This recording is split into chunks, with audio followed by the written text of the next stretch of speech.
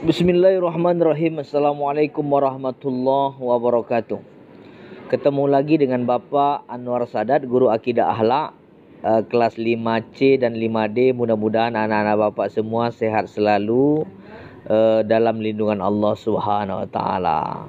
Kita masuk kepada bab 8, yaitu tentang makna alam barzah. Ada yang bertanya, Pak, alam barzah itu apa? Alam barzah itu alam kubur. Apakah alam barzah itu seperti liang lahat yang kita lihat-lihat ketika orang mati, Pak? Itu salah. Itu adalah simbolitas saja. Sebenarnya alam barzah itu tempat ruh ditempatkan oleh Allah Subhanahu wa taala untuk orang-orang yang telah meninggal dunia. Itulah disebut dengan alam barzah. Untuk memperkaya Ananda semua, nanti coba Ananda semua buka buku halaman 119. Di situ akan diterangkan tentang alam barzah itu sendiri. Allah berfirman ya dalam surat Ali Imran surat ketiga ayat 185. Bismillahirrahmanirrahim. Kullu nafsin za'iqatul maut. Setiap yang bernapas, setiap yang berjiwa akan merasakan kematian.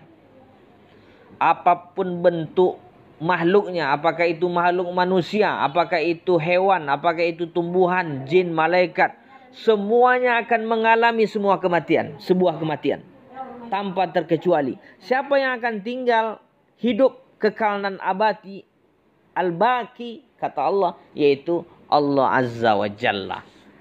Begitulah hebatnya Allah yang akan hidup selama-lamanya, dan semua makhluk yang bernyawa akan mengalami sebuah kematian. Mari kita mengenal alam barzah atau alam kubur. Coba nanti dilihat pada halaman 121.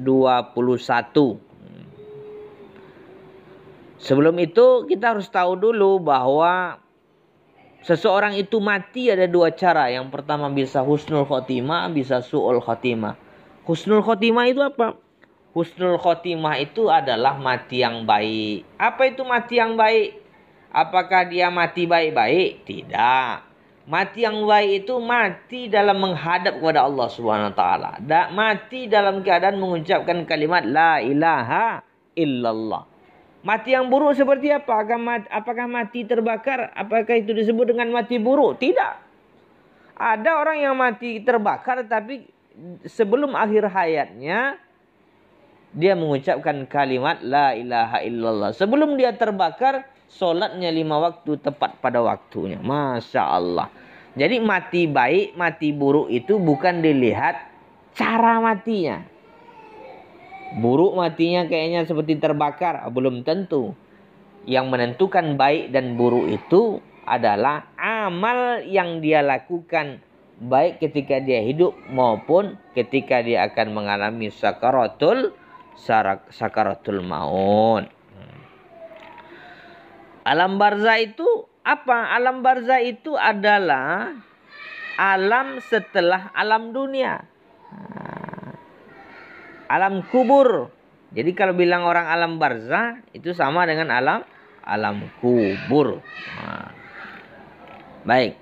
Nanti kalau untuk lebih jelasnya bisa Ananda lihat dalam buku paket ya. Bapak akan menerangkan yang penting-penting saja.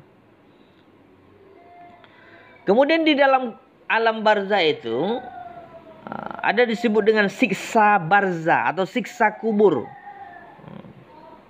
Apa yang membuat orang itu disiksa di dalam kubur? Itu penting kita ketahui. Apa yang membuat dia tersiksa? Tidak bersuci setelah buang air kecil. Setelah kencing anak-anak Bapak kadang-kadang tidak bersuci. Ini bahaya.